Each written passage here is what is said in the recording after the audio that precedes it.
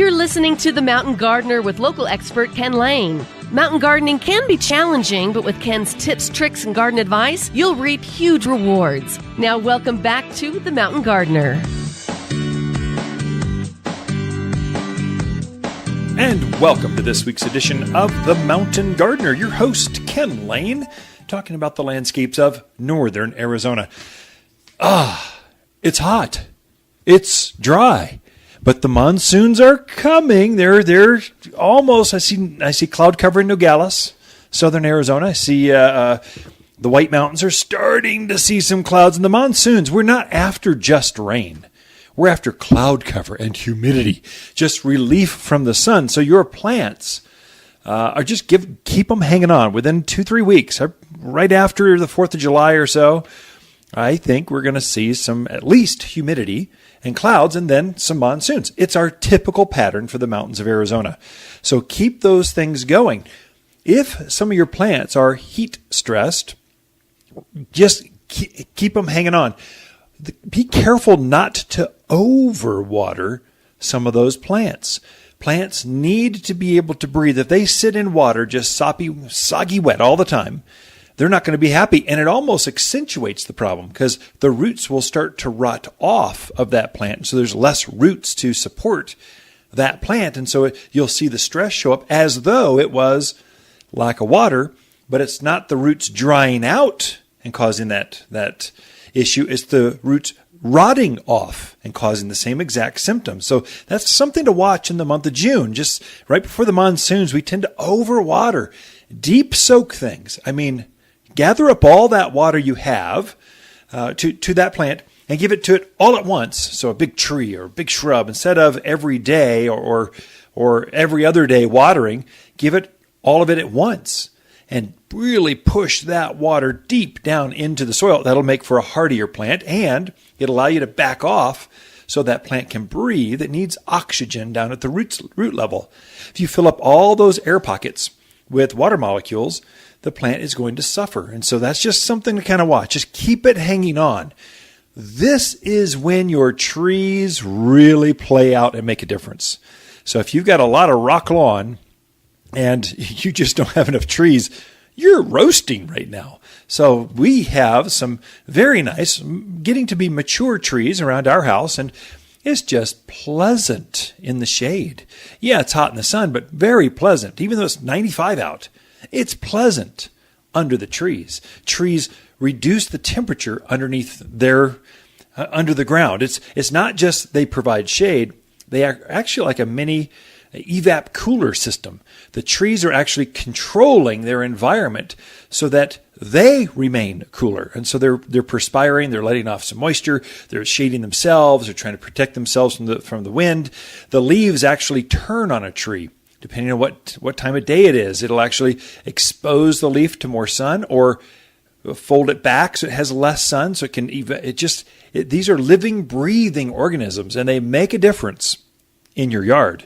This would be a tremendous time to plant a tree. To have elm trees. Elms do really well.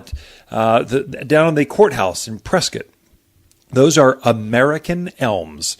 This is hard for you Midwest folks to understand because the elms have been killed off. The American elms had some borers on them, and it has obliterated entire forests of elms.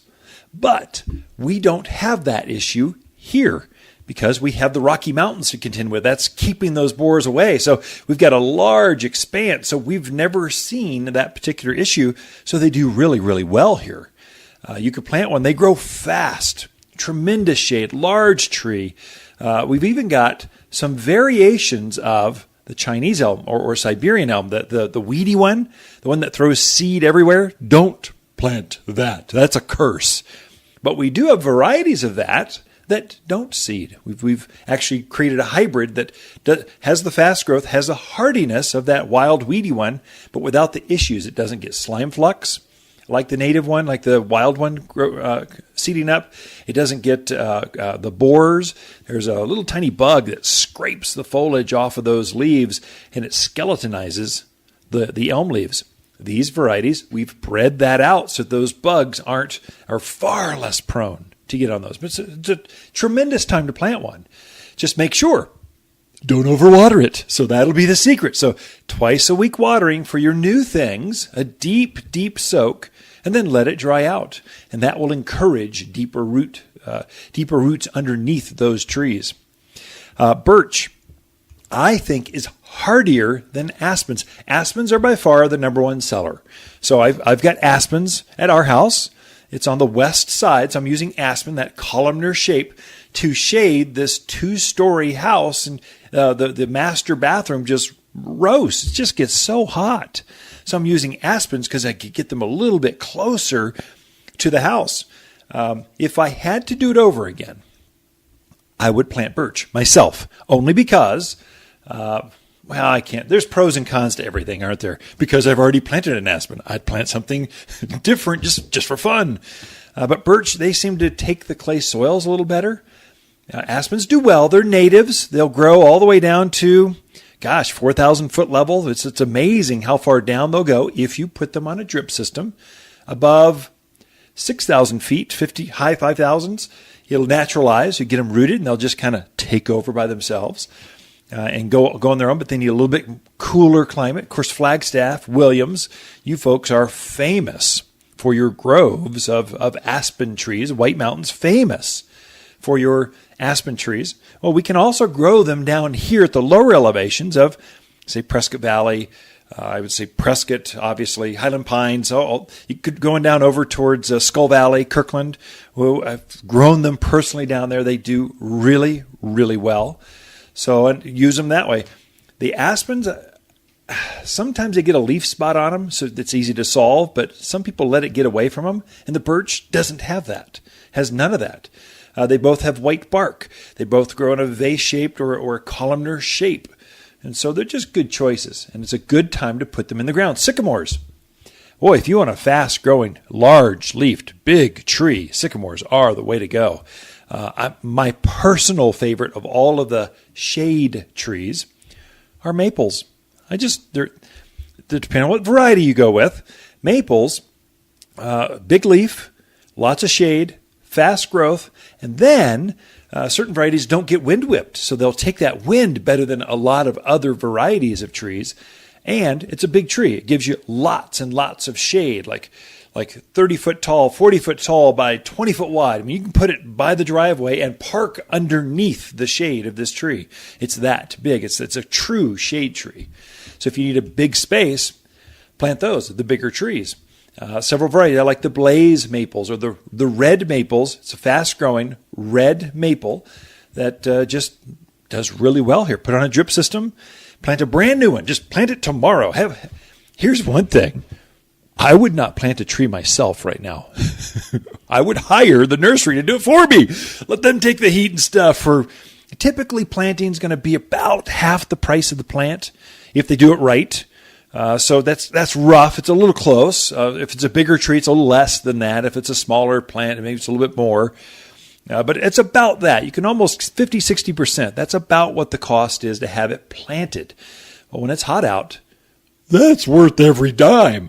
So it just encourage, talk to your local nurseries. If they're selling bigger trees, almost guaranteed they've got a crew that plants, or they contract out with someone to have a crew that's on the sidelines, a landscape company or something, that will install it for you. But it's a good time to plant. Right before the monsoons, what you'll get is you'll water it a couple times a week. The monsoons will come. You can almost back off one of those if we get a good rain. And then the soils are warm. It just will encourage more and more growth. That plant will double in size this year just because you planted it right at the front edge of the monsoonal pattern, that July, August moisture that arrives every year in the mountains of Arizona at least. So that's one thing I'd look at. Another good one that's really hardy, that's famous up in the mountains are Bradford pears or ornamental pears. This is a large tree, maybe 30 to 35 feet by equally wide. So it's not umbrella, it's more ball-shaped. But it depends on the variety. I've got probably 3 or 4 varieties out there. But good time to plant them. It's the very last tree to turn red in the fall of the year. So by about Thanksgiving, you'll see the ornamental pears blooming. And of course, fruit trees and all the other trees. This is the time when you want to spot your trees because you can see where the heat is. You know where the sun's going to be. You know the growing season. Where's the best place? You won't get that much advantage this year, but you'll get tremendous advantage next summer by planting trees now. You're listening to local garden expert Ken Lane, also known as the Mountain Gardener. Ken can be found throughout the week at Waters Garden Center in Prescott. Listen each week as he answers timely garden questions unique to mountain landscapes.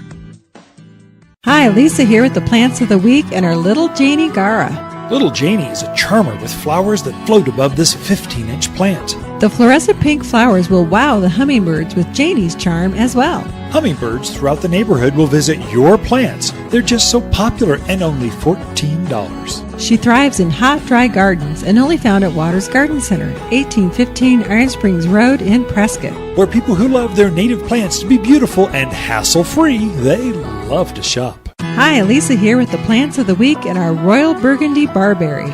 We finally perfected barberry with burgundy velvet foliage that holds its color through summer, changing to red in fall. Celebrate summer heat and hardy as can be, and javelina are no problem. This knee-high shrub grows with little to no care. A big, bold plant is just $36 and only found at Waters Garden Center. 1815 Iron Springs Road in Prescott, where people who love royal barberries, they love to shop.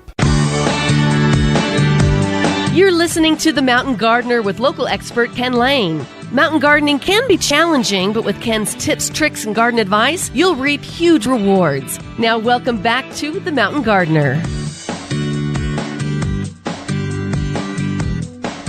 And we are back in the studio with Lisa Waters Lane. She comes in and just shares your garden questions. What are your neighbors talking about? And we just enlighten upon that. So some really good questions the last couple of weeks have come in. Very, very timely things. And so welcome to the studio, Lisa. Thank you. Do you want to share the good news with folks? About our little granddaughter. That's right. We had our third grandkid. Little girl, Emily Rose, was born on Friday. Yeah. So we're pretty excited. She's adorable. I've only seen pictures yet. We're going to go over and see her in person. Yes, that's right. But just cute as a button. 6 pounds, 9 ounces, 19 inches long. And Friday, what was that Friday? Anyway, just days old basically at this point. So very exciting stuff. It is. I can't wait to go see her. But yeah, she's got 2 older brothers who are just a hoot, and they love their pop. So I'm hoping the little girl will like Yaya, but we'll see. We'll see. I'm sure she will. Who cannot love us? If you're under 4 feet tall, you got to love us. They do love you. That is true. Garden Guy Jr. Yes. That's what they call him. We tag team everywhere. Plus, let's face it, you take a little grandson on a forklift, pick up a pallet. They think that's like, we are a man. Let's do that some more. So good news. We're going to go see them this week. Just check out the baby. And they live in El Paso. Right. Our son and his wife are in the Army, so at Fort Bliss. And so he's an Army PA, physician's assistant for the 1st Armored Division. So about to ship off to Korea, of all things. Maybe not. It's still, they haven't had the orders, so things could change. It is the Army. That is true. So what are some good garden questions we got from folks this week? Oh, all kinds of stuff going on out there. Our first question is from MJ. She's in Prescott. Her pinyon pine is losing needles and has white sticky sap almost weeping from the trunk. What's happening and what should she do? Yeah, we're seeing this over and over again. So bark beetle or flathead borer or Ips beetle, there's several little tiny bugs that burrow in and they cause that oozing of that sap to come from the bark. It's the drought. It's drought related. And so what I would recommend ASAP, well, for her it's several fold. If you just have a ponderosa in your yard, give it the Humec. It's a natural occurring humic acid, so that'll help stabilize it or encourage it to have new roots. And I would water it. I'd take a soaker hose and just have a big loop underneath the canopy of that tree and just turn it on for half a day. Let it soak in, and that will get past that drought stress. Don't put it on your irrigation system or go crazy. It's just when the rains come, that will solve all your problems.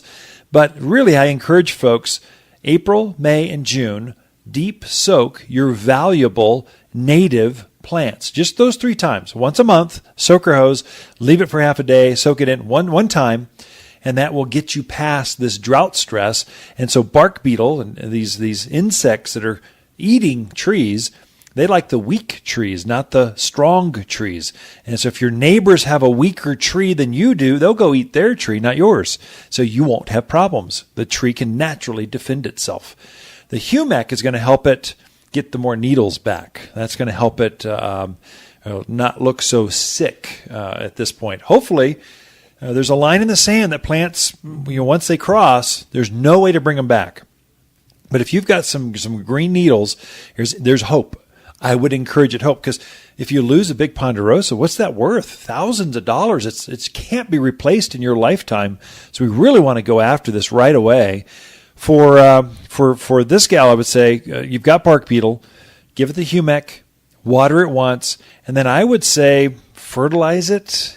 Maybe that'll help it green up, stabilize it. Food and water are the 2 things you can do for plants that really help out. And then what do you do for the beetles? It's got beetles underneath the bark eating or girdling the tree. There that we do have a spray and a liquid. We've got a systemic that you actually pour at the base of the tree. It'll soak up underneath the bark, the cambium layers, called Plant Protector. It'll go up and then kill off those bark beetles as it goes up. I'd say that's trifold for this, because it is sick. We need to get this thing turned around. Food, water, and then the Plant Protector. That should give it the best chance. And then you'll know probably in a couple months, it'll either be dead or rebounding, one of the 2. Right. But at least you've done everything you could to try to save them, because you're right. You can't replace those big trees. Art from Chino Valley has a cucumber that the leaves are turning a mottled yellow color, and it's just not producing. He goes, should I just pull it out, or is there anything I can do to help it? Yeah, probably. I don't know for sure. My leaves are turning yellow. Why? Oh, I don't. Doc, my chest hurts. Why? Oh, there's several things it could be. More than likely, it's overwater. I mean, I would guess he's just going, it's hot. They want to be watered 5 times a day, and just watering morning, evenings, and the plant is suffering, especially if the fruits, it started to form a fruit and it dropped off. More than likely, 80% of all issues are watering, and yellow leaves this time of year typically is from over watering, especially cucumbers. They're pretty tough. Eggplants, they're pretty tough.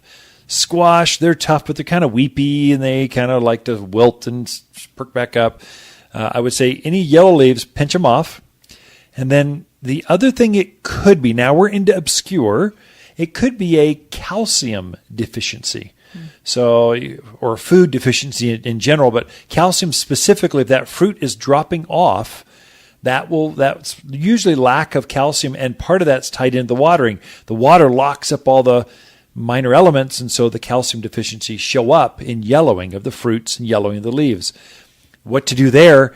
We've got a liquid calcium called Rot Stop, R-O-T, stop, Rot Stop. You just mist the foliage, and the plant will absorb the calcium, and it will sweeten the fruit, stop the rot, stop the fruit drop, and just help it to be healthier, more vibrant. And then stop watering so much, is be my guess. I'm kind of guessing just with one sentence question, but I'll bet I'm right. I go to Vegas on that. So just, what's your thought? The only thing I would also throw in there is watch out for spider mites. Oh, could be. Yeah. Because we are just seeing spider mites galore right now in the store. So a couple things to check. So do spider mites get on cucumbers? I can't remember. Oh, that's yeah, they probably would. I don't see why they wouldn't. It's got that spiny, they like that spiny kind of plants. I know we've seen them on roses, your evergreens. Really be careful with spruce, Alberta spruce, junipers, any kind of webbing. Yes, cypress, any kind of webbing. That spider mites, come see us immediately, because they will kill your plant. Could be a bug. You got to investigate. If you brought a sample and put it in a Ziploc baggie, we'll put it underneath the microscope and take a look. We can see the mites crawling around. Yep, you blow it up 200 times its actual size on a huge TV screen, you can see everything. It's frightening. They're scary looking that way. But yeah, it's kind of fun. Well, Susan is a listener. She's actually from Kingman, and she wants to know if the information we give out on the show and on the website is of use to her in Kingman? Oh, yeah, absolutely. Kingman's the same as the rest of all the mountain folks.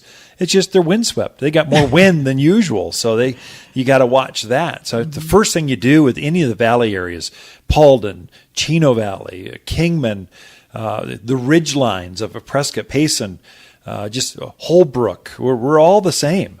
Just we control the wind first. So I would say first put a grouping of Arizona cypress on the southwest side of your house just to control the wind, and you can grow stuff even better than we can once you get the soils right and that kind of stuff. But it's really wind, same water, alkalinity issues, same sun. It's intense. You got higher elevation.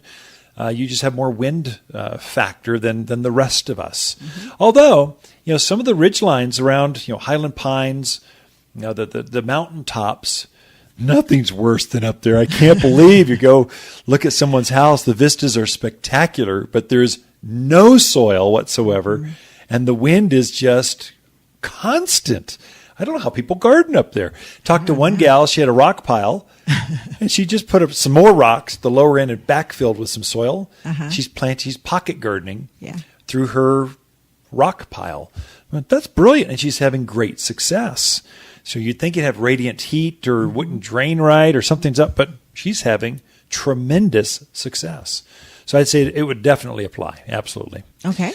With that, Ken and Lisa Lane and the Mountain Gardeners will be right back.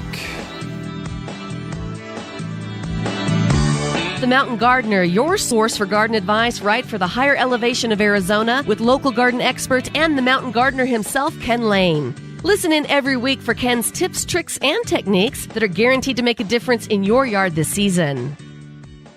Once upon a time, Fred the Sage and Bob the Yucca watched a herd of deer eat their neighbor's garden. Hey, Bob. Said Fred. It's a good thing we're native Arizona plants from Waters Garden Center. Right, Fred. Said Bob. We can handle tough Prescott dirt, hot sun, low water, and we look great in the garden. You betcha, Bob. Said Fred. Hummingbirds and bees love us, but that deer sure doesn't. Be like Fred and Bob. Go native at Waters Garden Center. Safe, natural, and organic. You're listening to The Mountain Gardener with local expert Ken Lane. Mountain gardening can be challenging, but with Ken's tips, tricks, and garden advice, you'll reap huge rewards. Now welcome back to The Mountain Gardener. Now, within a couple weeks, we're going to see an increase in humidity, some afternoon rains, the monsoonal pattern arrives. You can see the cloud cover coming up from Mexico. It was in Santa Fe, up through that streaming from Mexico to Santa Fe area. Now it's shifted over. It's right close to the border of Arizona. It'll swing even further to the White Mountains, I predict, this week. And then by the first week or two, we'll start to see it over Payson, then Flagstaff, then Prescott. You just see that cloud cover swing over, and the humidity goes up before the rains come. This is important, folks. This is worth pulling over right now. If you're driving, pull over, take pen and paper out, and take notes. You want to feed your landscape everything in it before the rains come. So in the next couple weeks, you want to fertilize with all-purpose plant food. It's a 7-4-4 fertilizer. It's a cottonseed meal, some bird guano, iron, sulfur. You want to fertilize right at the front edge. Get it on the ground, through the rock, over the mulch. Just get it over the lawn, through the flower bed. Put everything. Just get a good hand spreader and sling it around the yard. You don't need to work it in. It will go through the rock. It'll go through the fabrics. It'll go through the mulch. You just need to get it on so that when the rains do come, you got that benefit. So you can get past this heat stress that's happened on some plants. It'll encourage new leaf growth, new flower buds. You'll see your tulip trees will start to bloom. Just a whole another series of crepe myrtles and rose of Sharons will start to bloom. Your roses, you can get a whole nother flush or two of blooms simply by fertilizing right now. It makes a difference. It keeps things green, keeps them healthy. Right now, some of you haven't fertilized in a couple of years. It's time. You can tell your yard, the plants are off color. They look emaciated, starving. They look yellow, chlorotic. They look like they're starving to death. So it's really important for you folks. But for the gardeners, Let's say you put some new plants in. You got a brand new house. You've got the whole backyard was new trees and shrubs. This is important, this fertilizing right now, because you can get so much more root growth at the start of that front edge of that monsoonal pattern. Really is a game changer. For those of you that have stressed out trees or a bunch of brand new plants, I would say one other thing really helps you. And I do this for my yard just because it makes my yard happy. My plants are healthy. They're not heat stressed. I've been monitoring my moisture, controlling the irrigation very well. They're happy. But I do this anyway. But if your plants are stressed, you really need to listen up. In addition to the food, at the same time, while I've got the hand spreader out, I will also at the same time just put one product down, then the other. Put humic down. It's Humic, humic. It's humic acid. It's put out by Natural Guard. It's a granular product. It's kind of like, it looks sort of like dried coffee or instant coffee. It looks like that. And the plants react to it kind of like that. It gives them a jolt. They go, oh, that's good. Oh, wow. All right, let's go. And so they start taking off. They start rooting deeper. So I'll put the humic down and I'll put the fertilizer down. Well, Ken, which one should I put down first? It doesn't matter. Put either one that you're comfortable with. Generally for me, I put the humic down first because you wear gloves. It's a little dirty. It's organic. It's composty kind of color. Thus, it's humic acid. If you take a compost pile and you just break it down to its last element, the last thing that is there in that pile as organisms break it down and compost it for you, it would be humic acid. That's what it is. You're spreading that out there, and it encourages plants to form more roots. If they're heat stressed, it's a game changer. So it fertilizes the soil, gets the worms and the fungi and the mycorrhizals to start becoming alive, active, and they just start taking off. The plants respond to that. It's not really a plant food. Your food will actually feed the plant, form more flower buds. The humic will it stimulates, kind of tickles the feet. So they want to root out deeper. It's important. I would say get that on right away. Like this weekend, right away. Get it on. This is important because within a week or two, we're going to have more rains and moisture and another growing season. It's a really good, almost more successful planting season coming up. When the rains start, that first rain starts, I would say if you were thinking of a new spruce, juniper hedgerow, privacy screens, a shade tree, it's a really good time. Your success rate will go up, even more so than spring planting.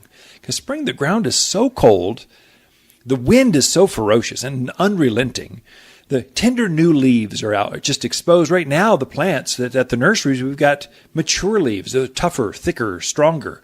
The spruce trees have put on their waxy coats so they don't perspire as easy like they do in the spring. So it's a really good time to be thinking through, where do I want to spot a shade tree, or that neighbor's driving me crazy with that hot tub at night. I want to screen them off. That's the time you want to plant it when the rains start. But for now, fertilize. Be right back.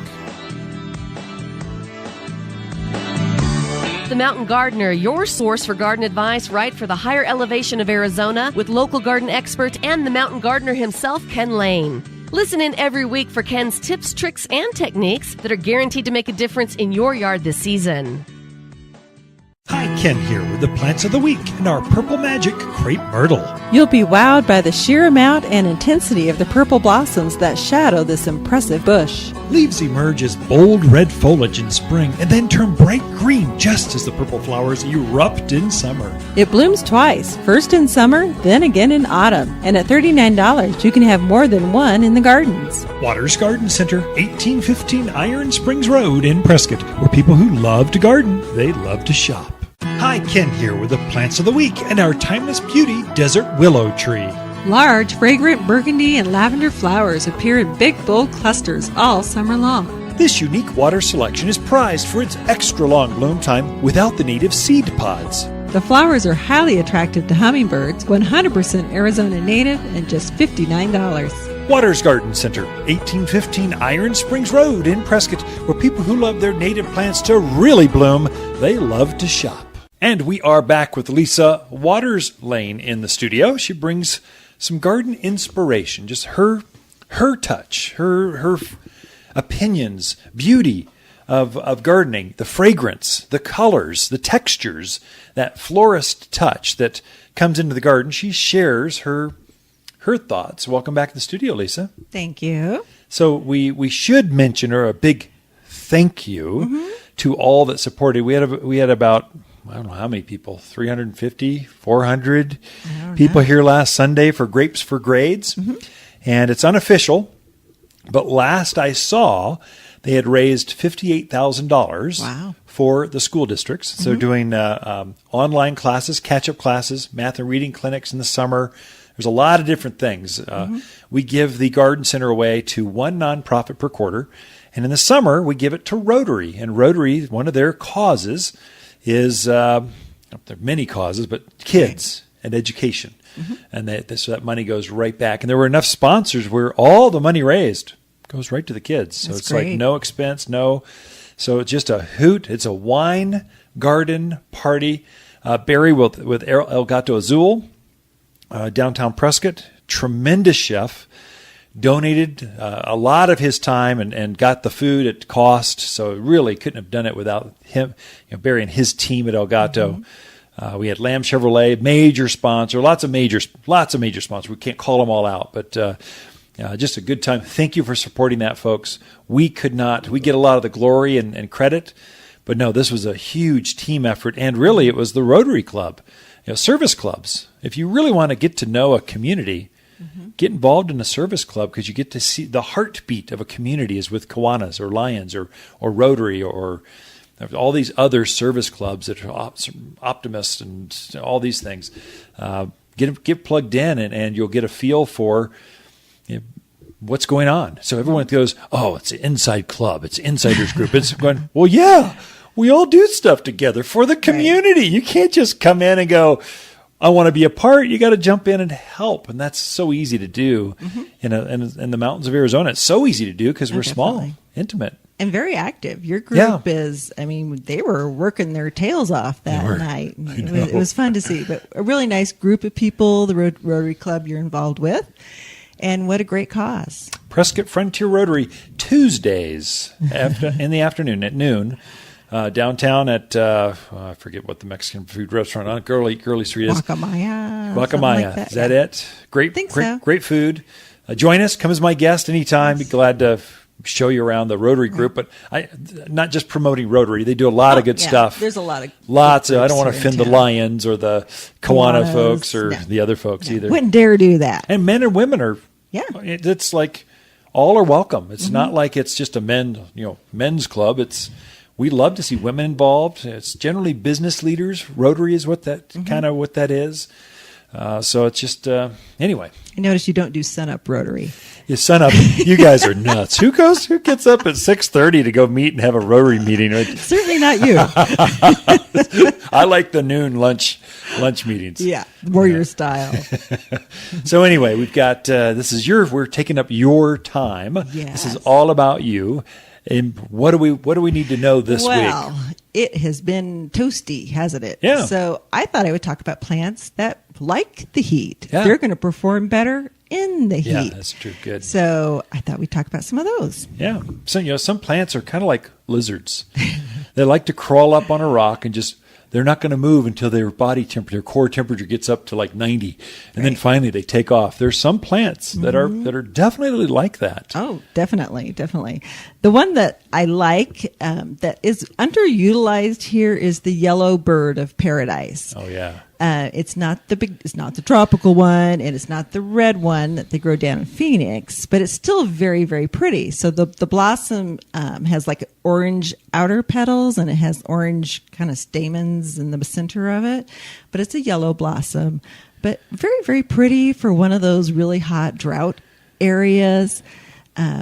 You just don't see it used much here, though. Yeah, I think it should be used more. It's one that wakes up late. I think that's why. So at the garden centers during the spring planting season, it's still a twig. But this is the time it's a rock star. This is the summer. Yeah. The summer times when it really shows up. But drought hardy, the hummingbirds just love it. Grows up to maybe above head high, maybe 10 foot high, something like that, 10 feet, kind of A-shaped, big shrub or real small tree is what it looks like. But it is the hardy variety. It'll go down, I think, sub-zero. So it's It will really take the tough. cold. Oh, yeah. So check that one out for those hot spots.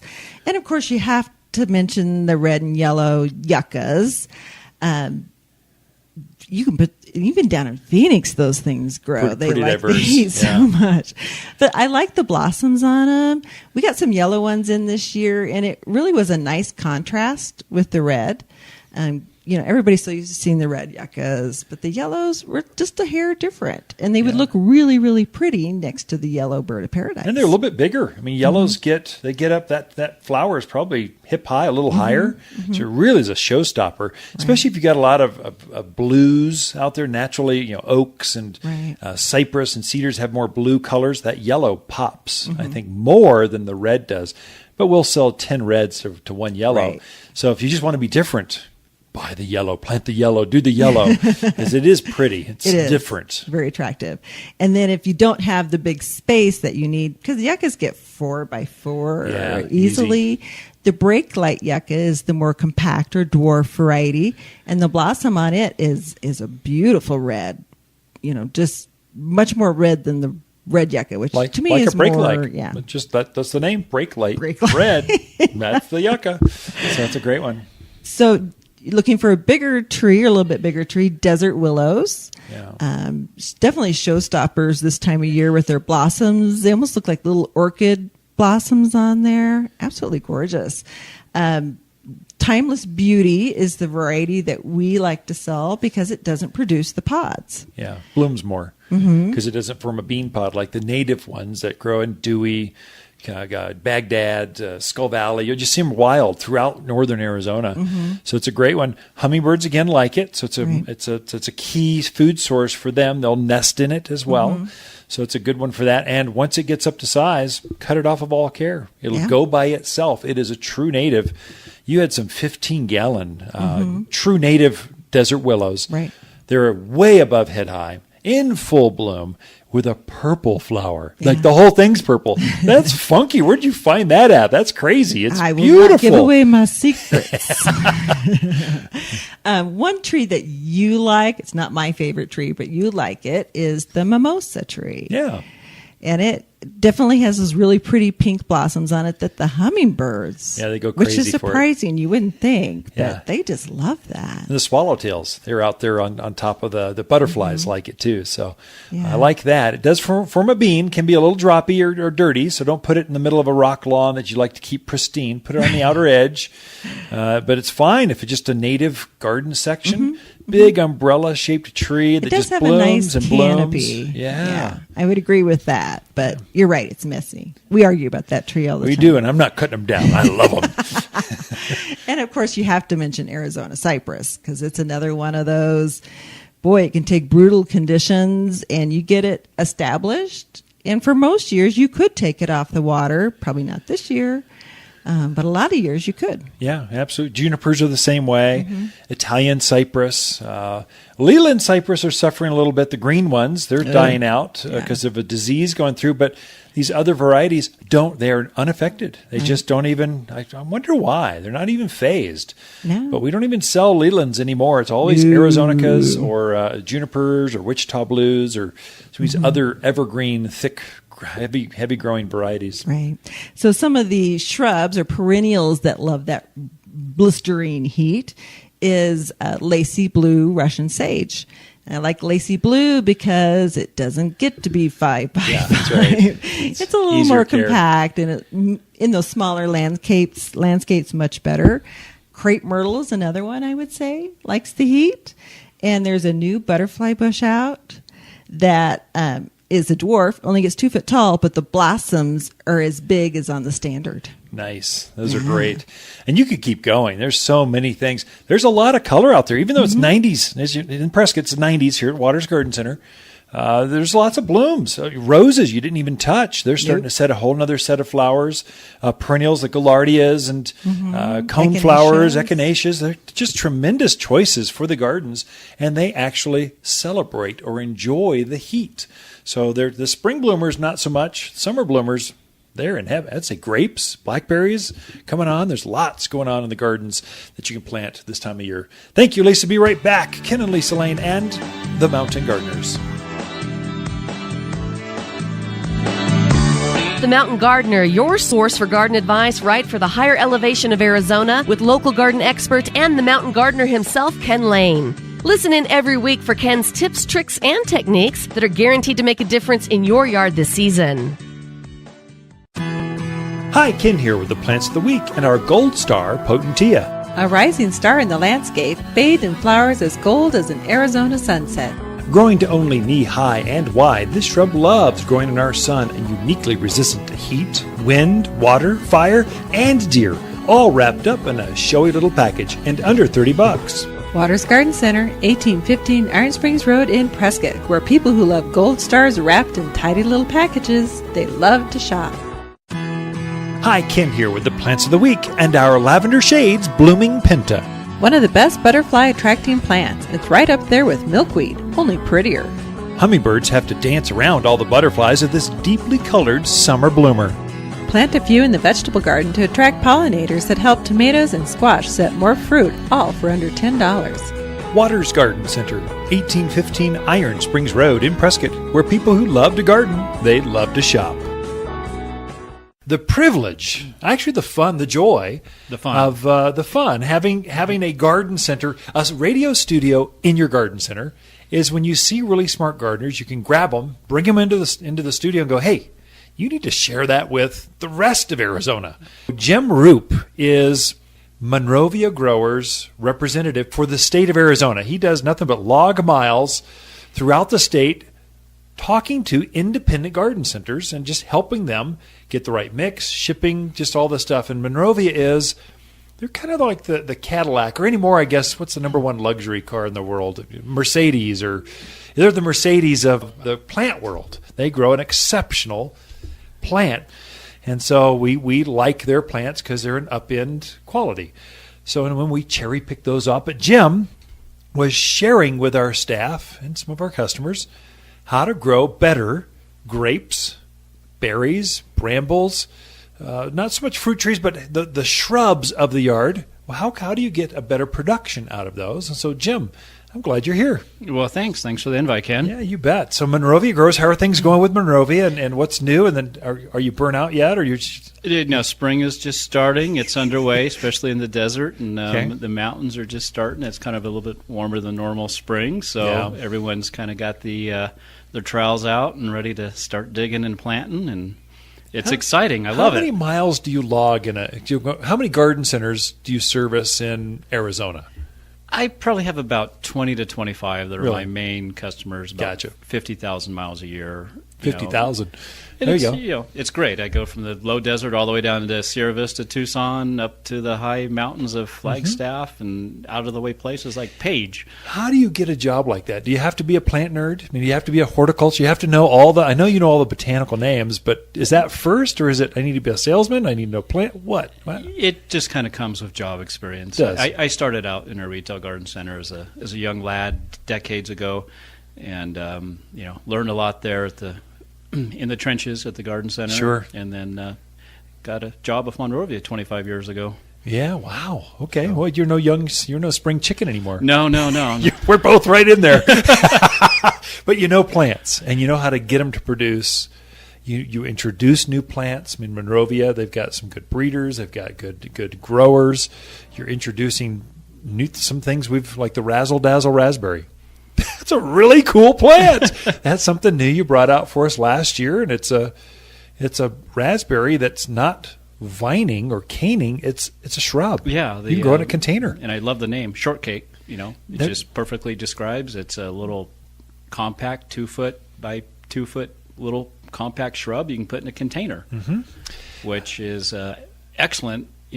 we don't have real acidic soils, and a lot of your berries, especially like a raspberry or blueberries, really prefer acidic conditions. So it's kind of hard to acidify your soil. So you either make a raised bed or a nice large container. And so some of these new plants out now are more adapted. They're smaller and they're adapted to container growing. We also have a couple new blueberries, peach sorbet and jelly bean. They're just little 2-foot by 2-foot blueberries. So perfect for containers. Now, peach sorbet. Yeah. Is that actually a blueberry or is it a peach-colored berry? It's a blueberry. The peach kind of comes from the foliage, has gotcha. little peach tinge to it. Gotcha. In fact, to me, it's not so much just a fruiting blueberry. It's a multi-seasonal plant. It's a very attractive plant when it's not even in berry. You got your blooms on it, the white flowers then you get your berries, and then you have the foliage, which is actually very attractive and is a great little container plant. I've grown blueberries in containers before, and they do produce. They do very well, and they grow year-round, right through winter. I mean, they just take the harsh. They take that cold, no problem. Of course, I think they grow just wild up in the Midwest, upper Midwest, so why wouldn't they do well? Here, it's the acidity piece. I do use a good potting soil. That does seem to be the difference to get them to really produce. Yeah. And some of the newer varieties now are a little more heat tolerant, or I should say quite a bit more heat tolerant, your southern high bush, and versus your old standard northern high bush, which take a lot of cold but don't do quite as well in the heat and require more chill hours, which chill hours here are not an issue. But the southern high bush, they definitely take our cold, and they seem to do better in the heat. And the only missing ingredient is, like you say, just creating that soil environment for them. And they seem to do pretty well, and actually quite well. And they're, self-fruiting. I always tell people, have a couple of varieties of blueberries for cross-pollination. You will increase your yield probably by about 25%. But if you don't, you'll still get fruit. Now, I was out in my gardens this morning, and just looking at the container garden, just walking the back patio, throwing the ball for the dogs, that kind of stuff. And my raspberry shortcake is starting to produce new. I put it in a big aqua-colored container, and it's starting to leaf out, and it's sending off shoots or runners and starting to fill in this pot. It's a great, great big pot. I wanted to put it in there and leave it there for many years.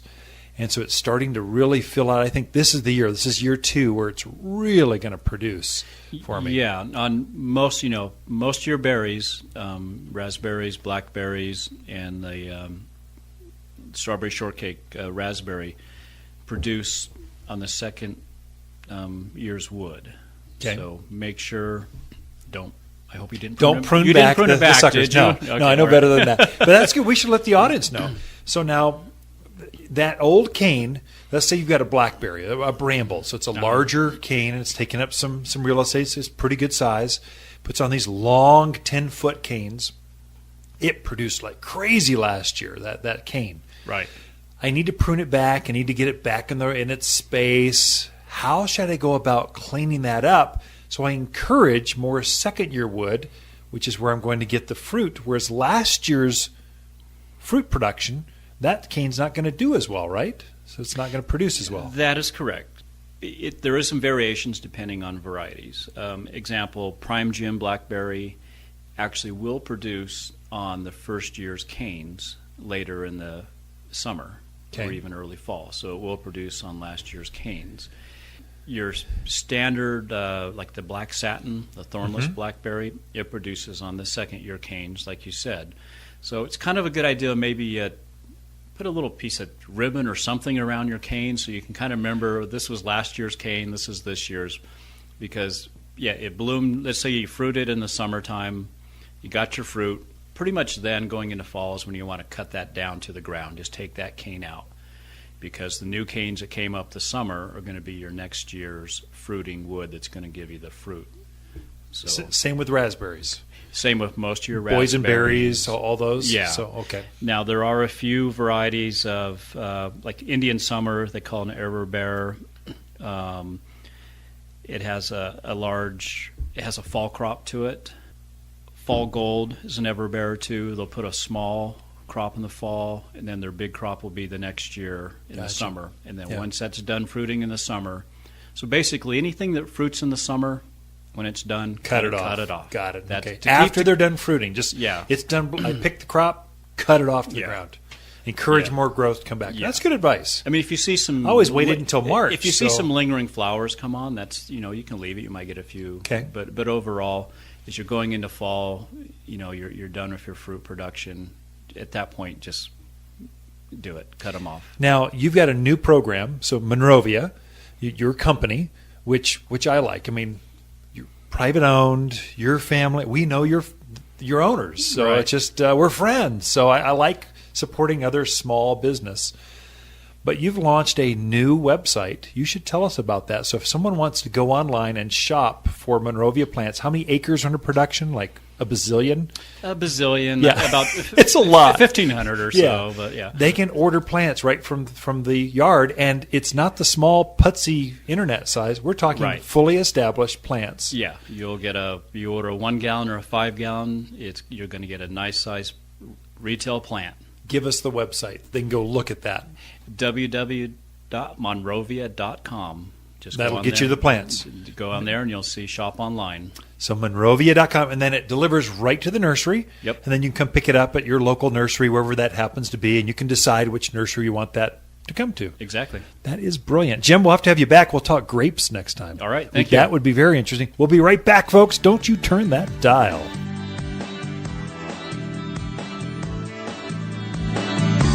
The Mountain Gardener, your source for garden advice right for the higher elevation of Arizona with local garden expert and the Mountain Gardener himself, Ken Lane. Listen in every week for Ken's tips, tricks, and techniques that are guaranteed to make a difference in your yard this season. Hi, Ken here with the plants of the week and our pink volcano phlox. Just when spring flowers are fading, these beauties revive and show off. Your grandmother only dreamed of growing a pretty pink phlox this fine. Each flower cluster could make a bridal bouquet all by itself. This new volcano series is erupting with flowers used to accent entries and fountains, all for $15. Waters Garden Center, 1815 Iron Springs Road in Prescott. For people who love eruptions of pink flowers, they love to shop. I grew up in the family business with my 3 sisters, and I've raised 4 of my own kids in the same garden center. Waters isn't just another business in town. This is part of our home, an extension of who we are. My family spends more time here than we do at home. It's basically an extension of our living room. We just have more friends over than most. My name is Lisa Waters Lane, and you'll feel welcomed, peaceful, and at home here at Waters Garden Center, 1815 Iron Springs Road, here in Prescott. You're listening to The Mountain Gardener with local expert Ken Lane. Mountain gardening can be challenging, but with Ken's tips, tricks, and garden advice, you'll reap huge rewards. Now welcome back to The Mountain Gardener. Now, there is an entire series of free garden classes. I mean, you can't beat free. Just garden info. First of all, gardeners are just fun to hang out with. They're just interesting people. They have great stories. They're more relaxed. Their blood pressure is lower. They have time to share stories, life stories or garden stories. They're fun to hang out with. So last week we had about 50 people at a what's your yard worth? How much is landscaping worth? What should it cost you? What should you get out of it? How does it affect your selling your house? What are the benefits? And so we went in deep into that, more technical. My nerdy folks, my garden nerds, they were happy. This weekend, it's growing tomatoes. How do you get the most fruit out of the vegetable garden? Just some secrets. And it has to do about fertilizing sequence, and we're going deep into that. So kind of the veggie technical stuff. Next week, July 7th. Yes, we are having a class. We're closed the 4th, but we're open every other day. And July 7th, Saturday at 9:30, we've got attracting the pollinators, bees, butterflies, birds. How do you bring them in? What are the best plants? Then after that, we have a guest speaker coming in, a viticulture expert galore. It's great grapes for the garden. How do you grow grapes? And I'm sure we'll go into berries and some other things, but those edible fruiting plants, how do you grow them, and how do you get the most out of them? And then July 21, containers that bloom like crazy. We just got a fresh batch of containers, big glazed pots. We're going to go how to grow better in containers. So easy. So we're going deep, and that keeps going. Take a look at all of those at watersgardencenter.com. You can go deep into all of those, or we've got handouts here at the Garden Center. You can get those, and it just lists them all out. If you're old school, you like print and paper, we've got that too. Digital, we're online, Facebook.com/Waters Garden Center. Under the events tab, you can see all the classes right there as well. And then it's interesting. We're having more people tune in live stream through our Facebook page. We had 50 people last week at the class. We had 1,100 people viewing the class live. We go through our Facebook page at 9:30. The stream will just pop right up, and all of a sudden it's like we put the camera right there where like you're sitting in a seat, and then we try to track and follow. And then if you missed it, can't live stream it, can't be here. In about a week, I've got a videographer. Ken Davis is brilliant with cutting out my ums and ahs and editing down, having intros and exits and real professional stuff. Then we upload that video of the class to our YouTube page. So youtube.com/Waters Garden Center. Imagine that. So you can take a look at that. There's over 1,000 videos. We do a lot of education with video. So if you can't make it or you can't watch it live, in about a week, 5-7 days or so, we upload it to our YouTube channel. We've got our own TV channel, basically, online. Take a look at that. Throughout the week, Lisa and I camp out here at Waters Garden Center. We would love to say hi. Let us know you tuned in. Makes it worthwhile. Plus, it's good for our egos. Just makes us feel better. Sometimes you just want to go on vacation and not do a radio show. Or the great thing is, you can do radio from almost anywhere if you've got the right signals and stuff. It's just, so we love doing it. We just love hearing that people appreciate it as well. So throughout the week, we camp out here at Waters Garden Center. If we missed something, we didn't get to your questions, bring a sample. Come in. We've got microscopes that can tune in 200 times their normal, what the eye can see. You can see deep into a plant with the right tools, and then we can show you how to solve that for your plants. Thanks for tuning in, folks. The Mountain Gardener, your source for garden advice right for the higher elevation of Arizona, with local garden expert and the Mountain Gardener himself, Ken Lane. Listen in every week for Ken's tips, tricks, and techniques that are guaranteed to make a difference in your yard this season. I used to be cocky and actually dared to beat the big boxes at their own game. Since the beginning, we were known for the very best plants in town. But with youthful ambition, we added a line of inferior plants, contractor grade, that matched the box stores and beat their prices.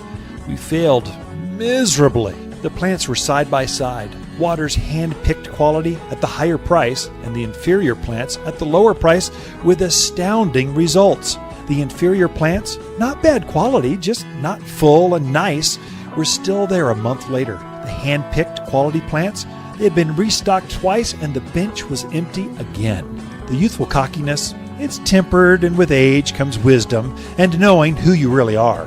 Waters Garden Center doesn't compete with the marts and the boxes. We simply grow the very best plants our family is famous for. We will never offer inferior plants. Cross my heart. Pinky swear. Waters Garden Center, 1815 Iron Springs Road, here in Prescott. You've been listening to local garden expert Ken Lane, the owner of Waters Garden Center in Prescott. Join him each week as he answers timely garden questions unique to the area. He can be found throughout the week at Waters Garden Center, located in Prescott at 1815 Iron Springs Road. Thanks for tuning in to The Mountain Gardener.